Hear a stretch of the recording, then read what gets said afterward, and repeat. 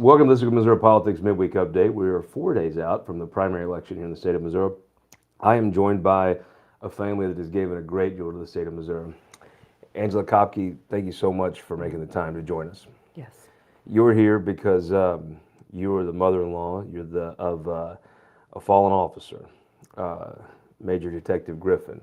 Now, folks have heard that name from a bunch of different angles the last few weeks. Right. Tell folks from the family what happened to your son-in-law, to the father of your grandson. Yeah. Well, like most people think, it's never going to happen to you. But on March 12th, 2023, the evening, Mason was at work just like normal.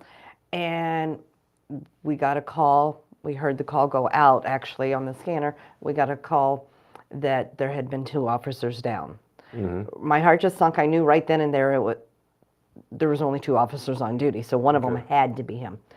So that's when this nightmare all started. Mason did not survive the shootings. His partner did, but has severe injuries due to the shootings. So since then, we've tried to mend our family back together, and I can't even imagine. So that is a horrific tragedy. I can't. I could sympathize. It's just hard to get my mind around what you've been through. About a little over a year had passed, and then somehow your family got taken up in a political storm. Now, the backstory I've read is in 2017, the murderer, Kenneth Simpson, was arrested on a collection of misdemeanor charges. Right. At the time, Andrew Bailey was a low-level prosecutor in the prosecuting attorney's office locally, and he did get a 6-month jail sentence on the person, which for misdemeanors is pretty harsh by general law. I mean, you're familiar with more familiar law. I'm usually on the other end of law enforcement. Yeah. You're familiar with the blue side of it. Yeah, usually for misdemeanors, it's a slap on the wrist. The famous quote is that they've been using. It's a warning. It's a warning, maybe, a little fine, and they're on their way. They're not held overnight, really. They're pretty much let go. But this gentleman went on to commit murder and unfortunately kill your wife's husband, or your daughter's husband. Let me just ask you right off the top. The ads have tried to attack Andrew Bailey for this. Your family, who actually would be the ones I think should have the say in this. Mm-hmm. Do you blame Andrew Bailey for the murder of Sergeant Detective Griffin? Absolutely not. Andrew Bailey has nothing to do with a criminal being a criminal. So the story, you would think, is I'm sure a case this heinous takes a while to prosecute. Mm-hmm. As it works its way through the system, I'm sure on some level you're gearing up for a trial, which will be back in the news. Mm-hmm. And that this summer there's a race for Attorney General where you have Andrew is running for election. Sure. His opponent from out of state came in and like any campaign, one side attacks the other. It is what it is. But somehow your family got drug into the middle of this campaign. Most definitely. We were blindsided. Mr. Scharf did not reach out to us at all to even give us a heads up that he was going to try to use the family. I would have objected. So would my daughter. Said, no, you're not going to use this unfortunate circumstance to gain your... Why do you think their campaign didn't at least call you, your daughter, someone? I don't... They're not from Missouri. They're from the East Coast. They could care less. Their money's coming from the East Coast. Do you think it's like just an elitism thing? They're from New York. Mm-hmm. We're just Missourians. Oh, they'll do what we're, they're not a problem. Yeah, they probably never imagined that a small town family would speak up. Well, it's kind of hard to get your head around some of these are the type of things you see on like a Netflix documentary that don't actually happen. Mm-hmm. You were at your house, and all of a sudden you see TV ads and mailers, and mm-hmm. What's it been like for your family to get all this drudged back up?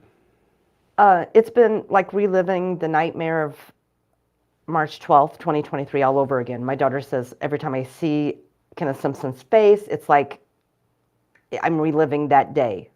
The horror, the finding out Mason had passed. My grandson is like, why is a bad guy on TV? Every time he sees Kenneth Simpson, and why are they calling him a murderer? Because he knew his dad was shot in the line of duty, but he never really, at his young age, insinuated a murderer Was his shouldn't have said. father, yeah. Yeah. So, have you reached out to the Sharf campaign and said, "Hey, run for office. That's your prerogative, but don't run for office on My expense." our fallen family members' Right. expense." Have you reached out to them? Yes, I have reached out via social media. I have tried to place calls through some of his supporters. It would have made a world of difference if Mr. Sharf would have just met with me, called me, anything like that. I could have maybe talked to him and just told him exactly what we're going through, what we feel that our family has been drugged through now that it was nonsense. I also heard a story. Someone had texted me here that the Sharf campaign was actually polling about your family member's death and actually polled you. Yes, yes, and I do have that recording. If anybody has questions, I felt like that it was totally jeopardizing the trial because it was asking questions as personal as, how did we find out about the shooting? Do you think Kenneth Simpson is guilty or not guilty? Well, that is for the jury to decide, not for a poll to decide and give judgment. It does feel like sometimes these elitists, they don't think about these are actually real people's lives. And maybe they just don't teach that at Harvard, but I don't understand. To me, it's one thing not to call you. One thing, sometimes in these campaigns, in the heat of the moment, it's an odd thing when they don't take the ad down or run a different ad. I have no doubt there's plenty of attacks on Andrew Bailey. He's been Attorney General long enough now. I have no doubt you could find an attack on Andrew that would be credible and all that, politically credible, but Right. not using your family. Right. I mean, and at this point, and polling on it just seems bizarre. polling on it, it's an open case. Mr. Sharf is familiar with the legal system. He knows. Smart guy. He knows he could jeopardize this case by going statewide. What was he thinking? What was he thinking? And I'll tell you this, I know Will Sharf. And I know the Will Sharf I know is a good man. Will Sharf I know is not I have a hard time, campaigns do odd things to people. But polling on a murder, polling the family of the murder victim, if you had some, and again, I know Will Sharf. I do know Will Sharf to be a good man. My suspicion is someone in his group is watching this. If you wanted to say something to them, you want to look in that camera and tell them a message? so one thing I would tell Mr. Sharf is pick up the phone, reach out to us, find out who you're destroying and you're hurting with all your campaigns. And this is not something that Missouri wants. We want somebody that is morally going to care about Missourians. And I feel like that was left behind when we had all the East Coast money came in this campaign. You haven't reached out to the Missourians to find out anything about this case. I've been available the whole time.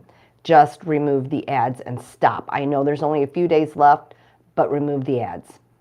Do you mind if that campaign reaches out to us here at the Missouri Times? Could we share your number with them? Most definitely. It had to feel good though. You went through this incredible tragedy. It somehow got sucked up in an East Coaster campaign. It had to feel good though to see so many law enforcement officers go Yes. public, condemn the ads, have your back. Then the governor of the state of Missouri, on the state's letterhead, came out and had your back. That had to, in the midst of a tragedy, that had to feel good. It does feel good, and it's given me the fire to keep pushing because I don't plan on Tuesday letting this drop. There's more things that needs to How be put did you in know to place. reach out to him? The governor told me after he reached out personally to us after Mason's death, he says, if you need anything, you call this number, and if I have any control of it, I would make it happen.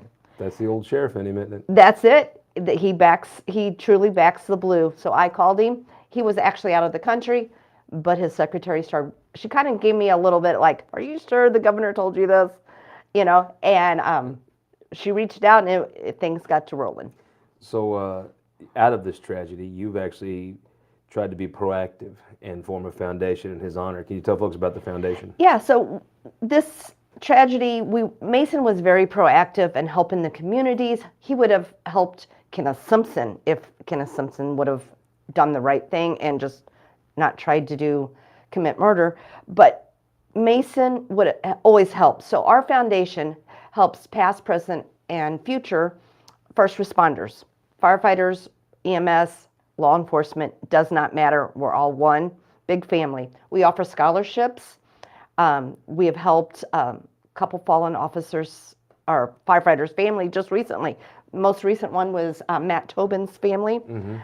We are in the midst of raising money for him, going to be having a fundraiser for his family. Jim Kova from Afton Fire. We're almost to our goal amount for him. We want to be proactive. We want to. Now, how can folks find it if they want to help you in your mission? They can actually go out to our Facebook page, the Chief Mason Griffith Foundation. Our webpage is simply our abbreviation. It's www.tcmgf.org. I can't imagine what you've gone through or the bravery it's taken to talk about it. Thank you so much for joining us and sharing your story. Not a problem. We'd be glad to answer any questions if anybody has questions. Yes, ma'am. This Week in Missouri Politics Midweek Update. Be sure to join us Sunday for This Week in Missouri Politics, right before the election. Then Tuesday night, election night of Missouri here starting at 8 p.m.